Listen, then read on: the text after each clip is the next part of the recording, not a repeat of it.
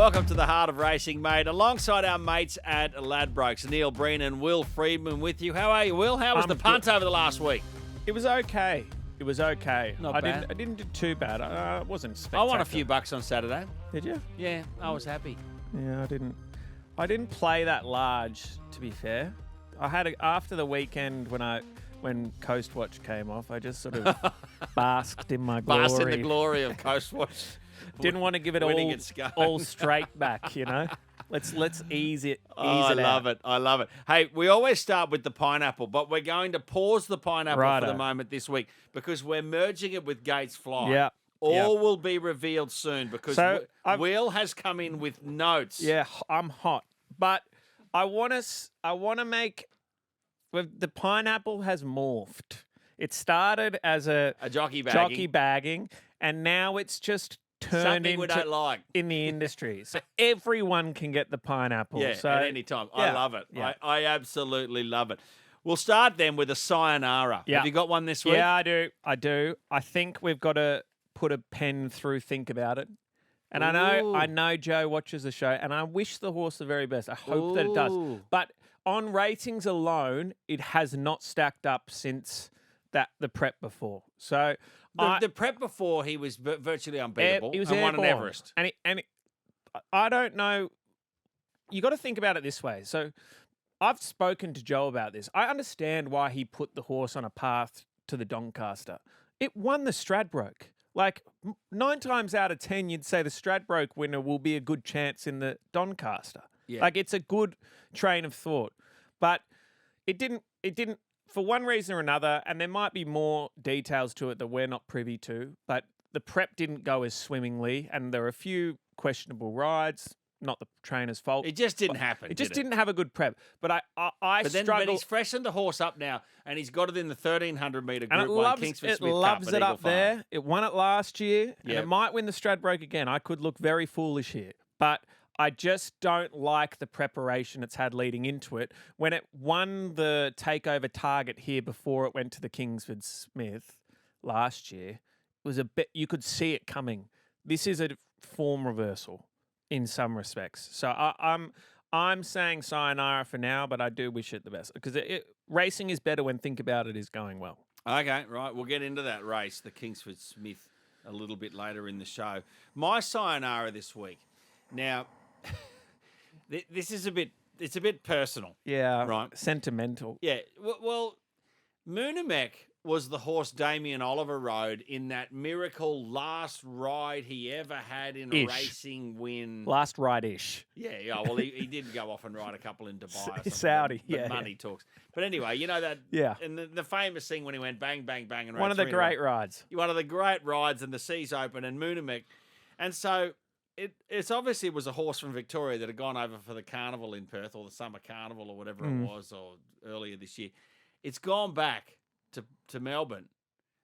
And I've backed it ever since, thinking, that's a great horse, that Moonamek. It can't win. No. It beat nothing in Perth. And now that you've given it none, it'll win.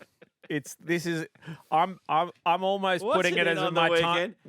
It's in the benchmark 100 over a mile at Caulfield. I want to put it as my time to unload now. I'll just take you one out. Moonamek. But anyway, they're so simple. I tend to agree, and we sort of got it right, I think, on I Know a Star. I Know a Star. Look, I could not believe the price, and it was backed in the end. It was like $420, then it was $380, and then it was in. I just thought I Know a Star was an absolute special last Saturday. And so that's how I had a winning day in the end, because I had a crack at I Know a Star, and it just gave me some money. And to be fair, I thought the results in Queensland were fairly mixed. They were funny. I didn't it was think a funny day's racing, I reckon. I mean, I didn't see any of the big race winners coming. So and to be fair, I think if another So Simple would have been the horse who won the 2-year-old, the new 2-year-old race. Oh God, it's lost me off the top of my head. The Tony McAvoy runner. Yeah. Frank Cook's colours. But it won at about $9. But it won first up the prep before it went to the Magic Millions. Like it won I think it was the Bendigo Magic Millions race. Yeah. And it won that really well. So obviously a very good first up horse, travelled it up for a reason. Went up there and got the cash in that Magic Millions race. Rightio. Let's get into Gates Fly. We'll start with yours. Okay. Because your Gates Fly is also the pineapple. The VRC are getting the pineapple this time around. What for?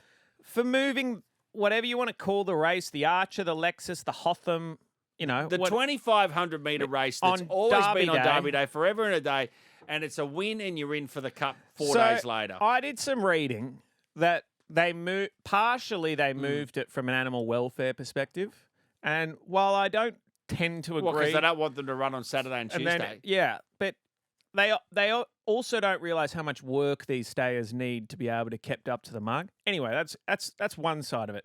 The other side of it is that they said the form out of it hasn't stacked up in recent years. So let me just explain to everyone what's happening here.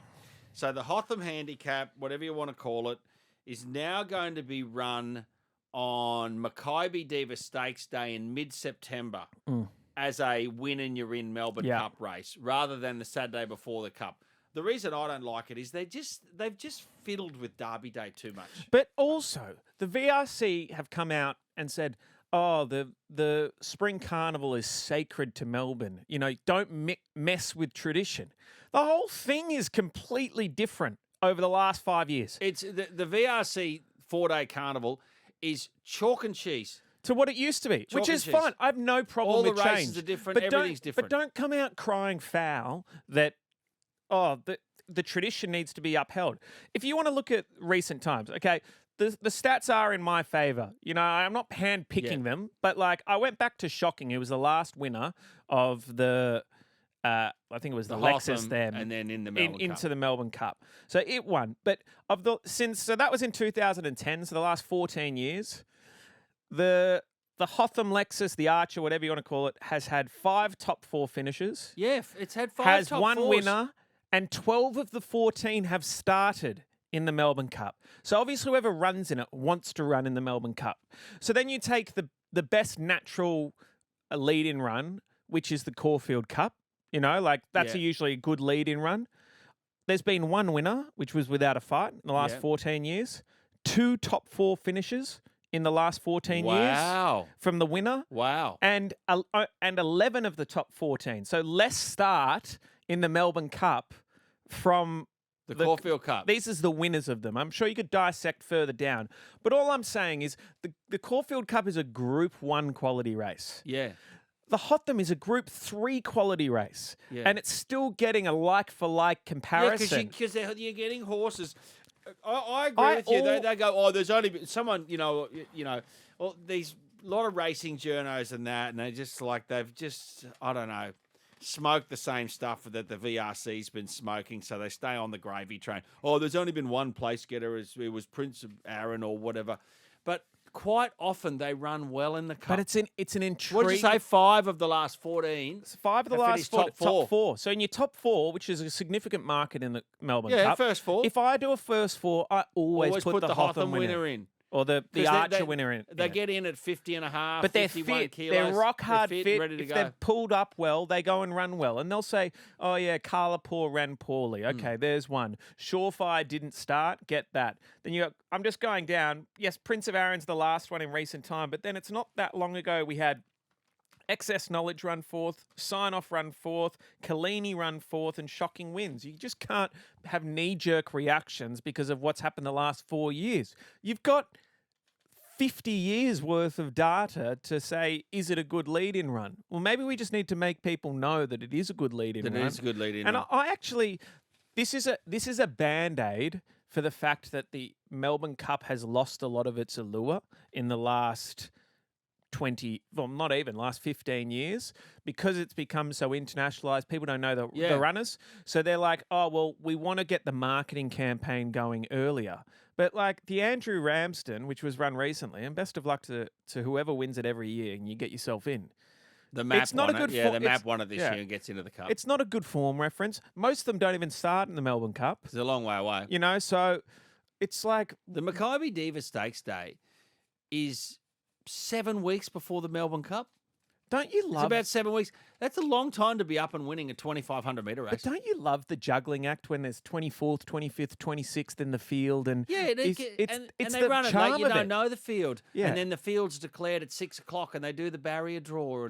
And to be fair, of the last 14 winners of the Hotham, none have broken down.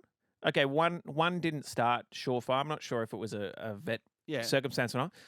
From the Caulfield Cup winner, there has been a non-finisher in the last 14 years, which is 1-0. So I'm just like, it's carry on, and it's unnecessary if you want tradition to stay the way that it is. But if you don't, say you don't. So what are you going to replace it with? Because you've already, they've already fiddled with it so much. The McKinnon's not run on Derby Day anymore. It's run at the back end of the carnival. There used to be a 1,200-metre Group 1 sprint race for the older horses on Derby Day. It's not there anymore. It's moved to the back day. I feel like all of these races and everything have changed so much. The Wakeful used to be, a Group 1. Now it's a Group 2 or 3, which is probably fair enough.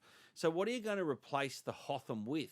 I have no idea. And they're going to come up with some 4-year-old race, and then guess what? They'll want it to be a listed race, some new race that they've invented.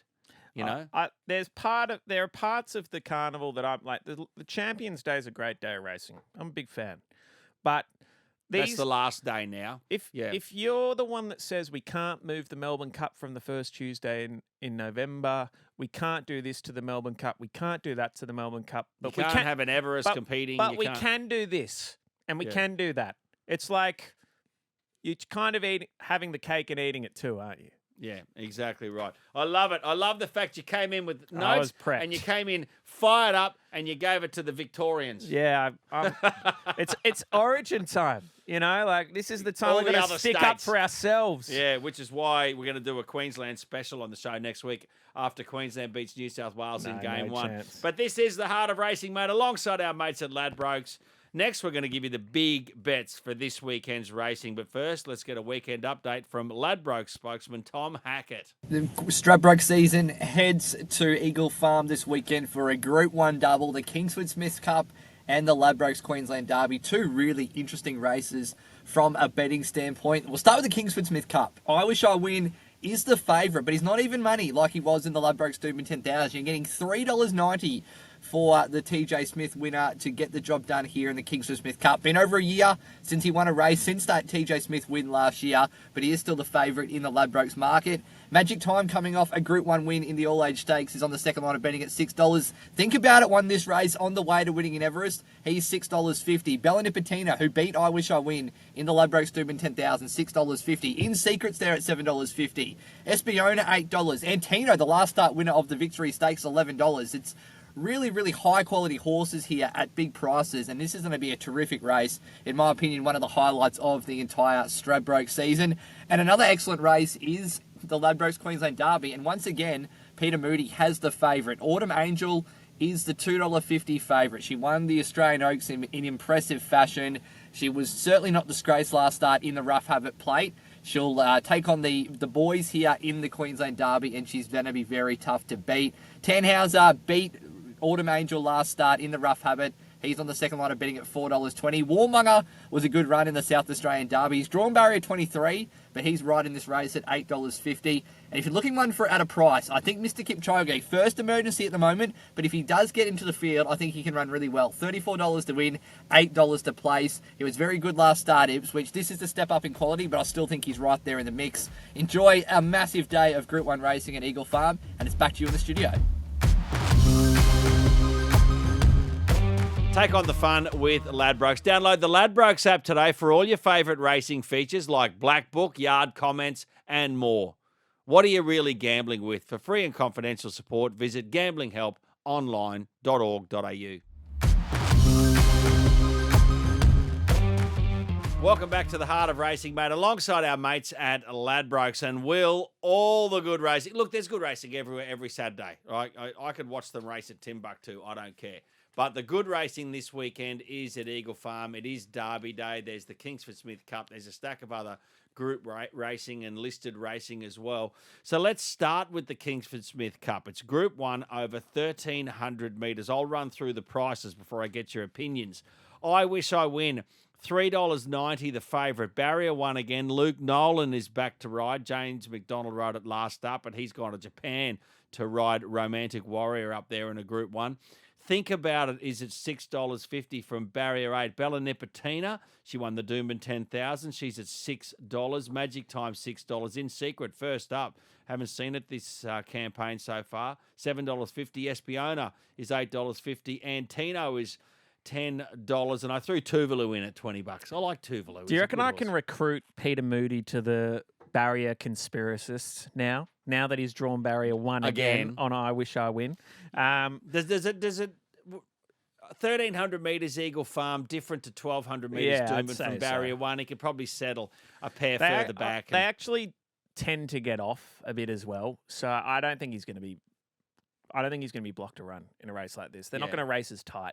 Funny thing is, funnily enough, though, this will counter my point, is often people think on big tracks there's more runs to be had with big straights, but they actually race a lot tighter. Yeah. Because they all think there's going to be runs. How often in a 7-horse field at Flemington is your horse blocked away fourth on the inside and you go, what's happened? But then you go to a small, tight track, everyone gets going because they think they're not going to get a run, and often you get the run on the inside. But I think this is a ripping race. This is a great race. This is like, I could make a case for almost all of the horses you've suggested, but I personally think In Secret is the outside one. First up, bit of a break, but just on class alone, think it's the best horse in the race. Well, like Bella Nipotina, she beats all the good horses all the time. I know, she won. She's a bona fide champion. Like, we don't horse. talk to her. We don't talk about her as well as we should. We always try and find the next up-and-coming horse or the horse that's going to be the next champion. She is a champion. Was she a 4-time Group 1 winner or something like that? Good horse. But yeah, I think Magic Time is the big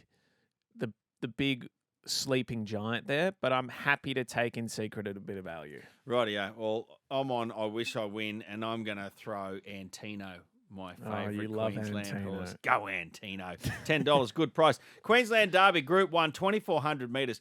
There are a lot of roughies in this race. You know, you got First Innings at 19 and Saban at 19. They're way out in the market because you've only got, 3 horses under $10? That's Autumn Angel, the $2.60 favourite. Tannhauser, good win last start, $4 for Chris Waller. And Warmonger at $9. It is so wide open away from those 3 under $10. Do you reckon Autumn Angel could back up into the Oaks if she won? So the Oaks a week later? Yeah. You reckon there's a chance? That'd be good viewing, wouldn't it? Oh, yeah.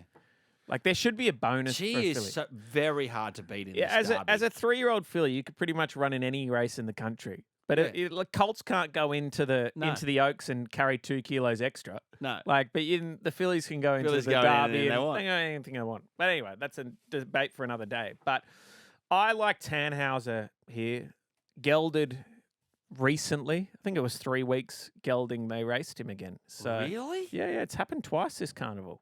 So it's common now. That's very short. Well, I mean, I wouldn't like to be running after having that happened to you. Yeah, but I don't like running generally. So, I think Tannhauser's good here. First Innings is the one that I'm very wary of. These Kiwi horses that come over here, they improve and they improve, and they always turn up on those big staying test days, don't they? I feel as though there's going to be a surprise in this race. Like Autumn Angel might win, but something at big odds is going to run a pole. But if I was having a betting strategy here, I'd have my $10 on Tannhauser, but I'd have $10 each way on First Innings. Okay, rightio, I like it. The BRC Sires Produce Stakes is Group 2, 1,400 metres for 2-year-olds. Broadsiding for Godolphin is at $3.30. Elmore Zillow, $6. Brutal Bowler, $6. Angel Capitals at $8.50. Bitter Creeks at $9.50. The rest are longer than $10. Well, Broadsiding, we know he's a Group 1 winner from the Autumn Carnival in Sydney at Randwick. He goes up there as $3.30 favourite. I actually think this race has a claim to be upgraded to Group 1 status. This is a good horses race. I wonder whether it might have used to have been a Group 1. I'd have to go back and look through the history. But I like we do early noms for this. I think if it was a Group 1, you'd find more horses see out the winter carnival because a lot of them go, well, we're not 1,600-metre horses. Because that's the JJ Atkins what's is the 1,600 metre. What's the point in sacrificing your spring carnival for 2 weeks further if for a Group 2? So, like, genuinely, I think that it's a good horses race. It should be a Group 1. Yeah, but it is a good horses But race. I like broadsiding here. I think it's the class runner. Class usually prevails in 1,400-metre 2-year-old races. So I'm happy to stick. And history will tell you that the good Sydney horses go to Brisbane and win these races. Yeah. History's on its side. The Fred Best Classic is Group 3 over 1,400 metres. Steffi Magnetica, second up, is the $3.20 favourite. Schwartz for John O'Say, $5. Corniche, $6.50. Step Hardy, $11. Abounding, the local for Robbie Heathcote, is $14. I thought I'd throw this in because it's interesting that there's a 1,400-metre Group 3 race on the same day as there's a 1,300-metre Group 1 race. These are sort of the second bunch, if you like. This Drop is my phone. Sorry, mate. This is the last winning you're in for the Stradbroke. Stradbroke. Yep. This is for the 3-year-olds. Look, Steffi Magnetica was very good in the Doom and 10,000. Yep. Like I think she was only a length and a half off Bella Nipotina, which is good enough form to win this race. But I do like Cornish here at $6.50 each way odds. Like it's a tricky race to match up. Steffi Magnet is a deserved favourite, but I do like the trajectory Cornish is on. Rightio. Let's go to Rose Hill. What do we got at Rose Hill? Yep. It's a benchmarkathon at Rose Hill. This is not a this is a like I've given Victoria a hard time. This is a subpar. This is just an open company staying test. You could run all these the horses. Lord Mayor's Cup. You could run all these in benchmark 88s. Like it does not matter. But it's a listed race over 2,000 metres. Waterford $3.50 from barrier 14. I'll just do the prices. Sir Lucan for Waterhouse Spot $6. Williamsburg $6. Sabark $7. Skylab $8. It's got a massive weight. Skylab one last start. It's got 59 kilos, and I read that no horse has won this race carrying 59 kilos since the 1950s. And it could be very wet by the time we get to that race. Yeah, We're it might expecting rain Friday, Saturday. So I think Williamsburg on the quick backup loves it wet. Okay. Loves it wet. Well weighted, ran well last time, had to truck up the field. I can't remember who ran away with it in the end. Was it Unknown Star? I think it was Unknown Star. Yeah, Unknown Star. He ran second. Tried to truck the field up. No one could go. But look, I think Williamsburg from there. I think Waterford, the barrier's a sticky one. Salukin's good. You are right. It's just a nothing race. It's just a race. Caulfield, the best race at Caulfield because it's got a big benchmark meeting. Who is the Lord Mayor? Is there a Lord Mayor anytime? Well, the Lord Mayor's Cup in Sydney is for the Parramatta Lord Mayor because it's Rose Hill. Right. So it's for the Parramatta Mayor. I mean, surely you're stretching my knowledge now. They should just find the horse that has won the most benchmark 88s and say, this is your race. Yeah. It could be named after X and X. But because Riser, which is the racing platform, and all the form guides call it the Lord Mayor's Cup with no apostrophe S. You see that on the pedigree page and you go, oh, it's Black Type. Oh, it ran third in the Lord Mayor's Cup. You go, okay, no, next. Thanks. Yeah. Well, it should have the apostrophe S because it's the Parramatta Lord Mayor's Cup. But they Do you reckon don't he have turns it. up? It's like a collective Lord Mayor's Cup. Can we get off the Lord Mayor's Cup? You said it was a rubbish race. We've been stuck on it for 5 minutes. Let's go to Caulfield. Who is the Parramatta? To another great race. Who is the Parramatta Lord Mayor anyway? Here he is. It's Lord Mayor Councillor Pierre Esper. I'm looking forward to see it. I'm going to go shake his hand. The benchmark 100 over a mile at Caulfield, St. Lawrence for Kieran Maher, $2.90. Highlights Bjorn Baker centred down there, $6. Jimmy the Bear's into $5.50. Pounding's $8. Moonamak. Your mate. And Dashing is $9.50. Again, this could be a benchmark 94 or a benchmark 88. It's a benchmark 100. It's the same horses going around over 1,400 or a mile at Caulfield. I'll be waiting all day for this race. I'll go, geez, what a ripper. Moonamak. But I'm telling you, Munimek's almost a Monty now. Just moral, back it in, unload, whatever you want. I'm going to back Jimmy the Bear. If Moonamek wins, I know what's going to happen to my phone on Saturday afternoon. Let's get into some stable mail from Will Freedman Stable. This is for Ladbrokes communities. Have you ever wanted to connect, banter and share tips with a group of die-hard racing punters? Well, it's time to check out communities available in the Ladbrokes app. I take it you don't have a runner in the Lord Mayor's Cup. No, I didn't target it. Pierre? I didn't target the Lord Mayor's Cup. Look, I haven't got a great team assembled for Saturday in terms of competitiveness. I'm just trying to think off the top of my head what might be. Have you got a provincial runner or something? I've got runners. It's just they're just not that well placed at the moment. But look, I think a horse that will run a lot better than the market suggests is IPO. She hasn't had it her way. Right. Yeah. It was too heavy for her. What's she running in? She's in the midway, which is race 1 on Saturday at Rose Hill. She's drawn a good gate this time. We've been overcoming bad draws. She'll sit midfield and have a good run at it this time, back to 1100. I think she'll run Looking back at the place. Yeah, I think that's about as good as I've got for you this week.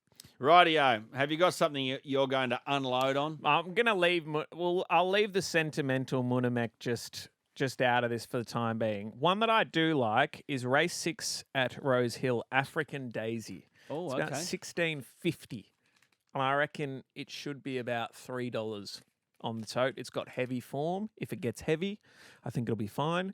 And I think it's well over the odds. Rightio. Well, I am going. I didn't say much about this when we were previewing the race. I'm all over I Wish I Win. I think 1,300 metres. I reckon he's had that campaign where he was first up into the TJ and, you know, there's a gap between runs. It runs in the Doomben 10,000. I think he's rock hard fit now, and I think he's very hard to beat. And I'm going to back Step Hardy each way as well in the Fred Best Club. I think he needs to stop wishing he wins and start doing it. You know? So I'm on him. All right. Well, I'm not. I'm on in secret. Rightio. Game on. Can we Cornella them or... No, that's no. a kick. Okay. No. One out. That's a brand. Head to head. Freedman Breen. Good on you, Will. Speak next week. See ya.